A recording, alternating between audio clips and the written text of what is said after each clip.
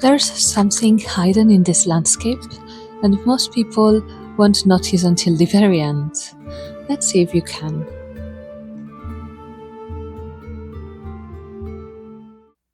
In this video, I'm going to show you how I built a fantasy landscape in Procreate, from the very first sketch to the final atmospheric lighting.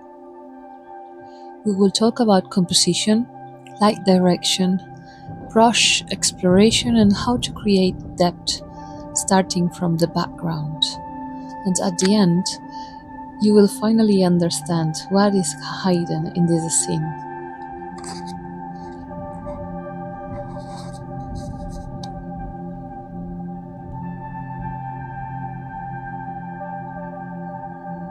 I always start with a very loose sketch.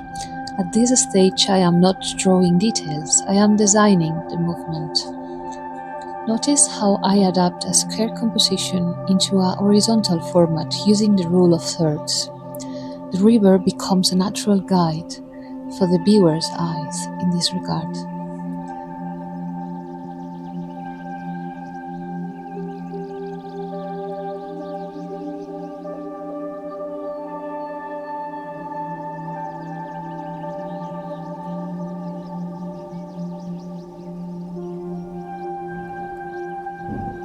I begin painting from the background forward, where atmosphere first needs to be solved and forms later. Clouds and distant mountains define emotional tone. In fantasy art, light is often symbolic rather than realistic. Here you will see that I experiment with different brushes to find textures that feel ancient, almost like weathered fresco.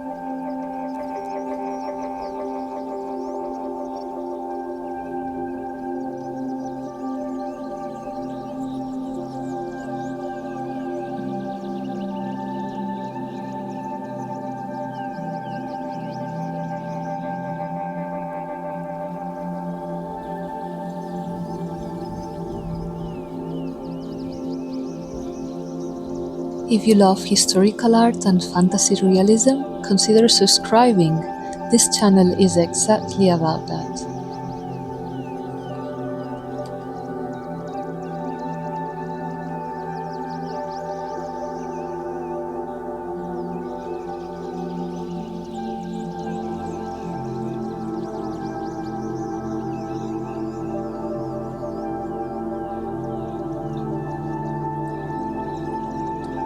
Once the sky and distant shapes are established, I can build the main mountain. Notice how light strikes diagonally. Diagonal light creates tension and drama, a technique widely used in romantic landscape painting of the 19th century. This is where the world begins to feel real. I keep on adjusting edges. Soft edges create distance, sharp edges create presence.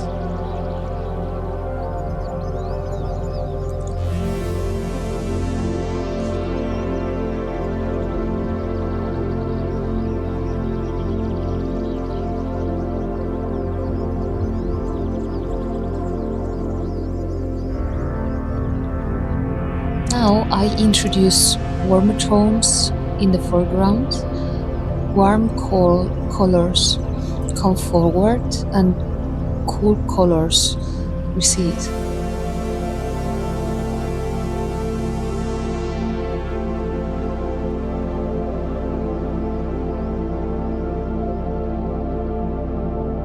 The river acts as a narrative path. It's not just water, it's like a journey.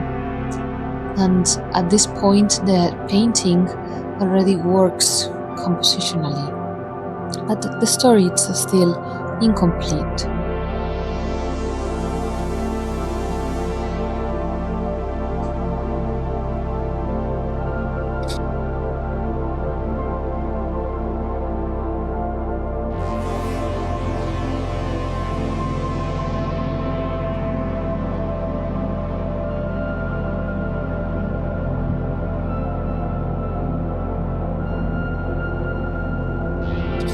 fantasy landscapes often hide scales clues. Without them, the world feels kind of a little bit empty. So I introduce a traveler and a distant castle. I begin with the castle, and thanks to it, suddenly the mountain, it's no longer just a mountain, it becomes a destination.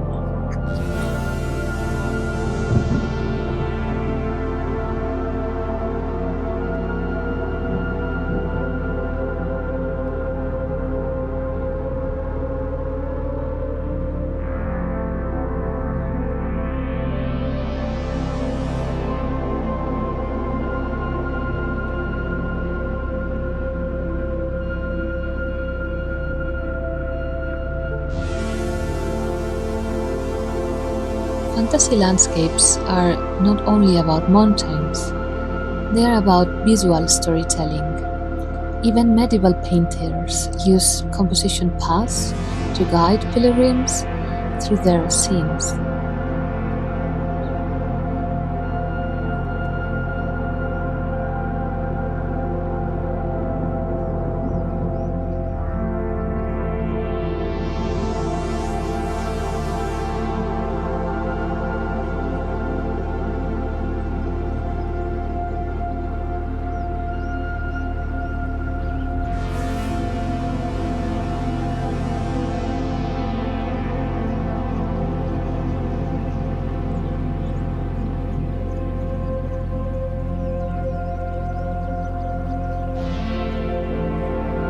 In the Middle Ages, travelers were not simply moving from one place to another.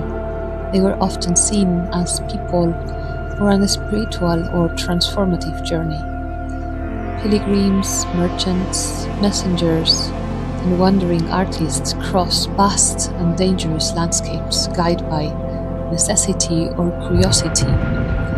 Long roads connected these castles, monasteries, and growing towns, and the act of traveling itself was frequently associated with personal growth, divine protection in certain legends, and the search for knowledge. In medieval imagination, distant mountains or fortified cities on the horizon symbolized both physical destination and inner quests, turning the landscape into a metaphor for life paths and human resilience.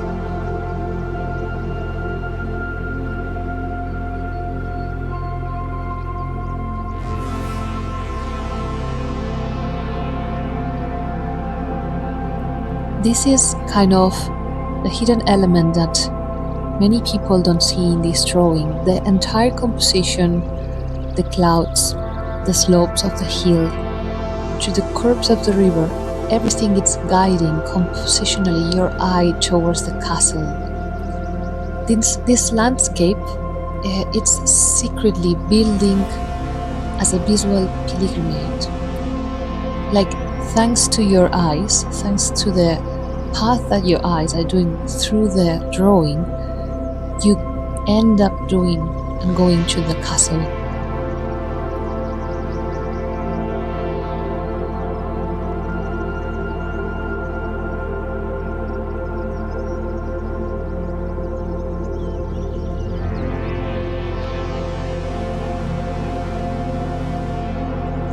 And in the end, you almost turn into this traveler figure that I put on the foreground with a horse that it's walking towards it.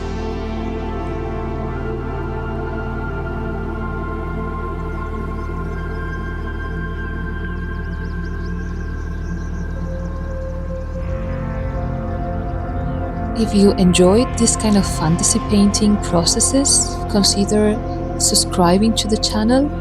I share digital painting, historical art inspiration, and the life of an illustration, and the life of an illustrator.